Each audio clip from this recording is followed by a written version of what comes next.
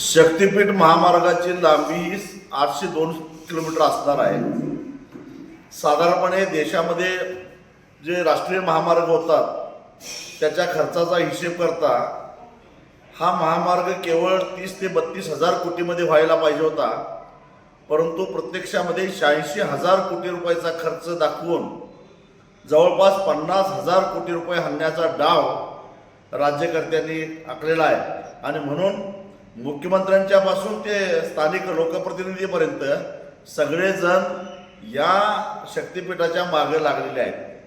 शेतकऱ्यांचं वाटोळं करून सांगली, कोल्हापूर आणि सातारा जिल्ह्याला महापुराच्या खाईत लुटून यांना महामार्ग काढायचा आहे।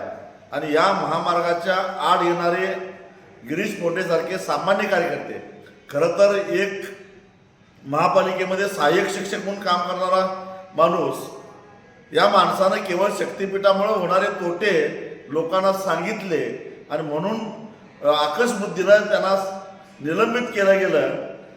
तर टक्केवारीवर पोचलेल्या या महापालिकेच्या अधिकाऱ्यांना लाज वाटली पाहिजे। त्यांचे काय काय धंदे चालतात, काय काय भानगडी चालतात, आरक्षणं कशी पडतात, कशी उठतात, हे चांगलं आम्हाला माहिती आहे। अशा पद्धतीनं केवळ सरकारच्या दबावाला बळी पडून एका चांगल्या शिक्षकाला अशा प्रकारे त्रास देत असाल तर भविष्यामध्ये राज्यकर्त्यांना लक्षात ठेवा, ही जनता तुम्हाला रस्त्यावर तुडवून आणल्याशिवाय सोडणार नाही।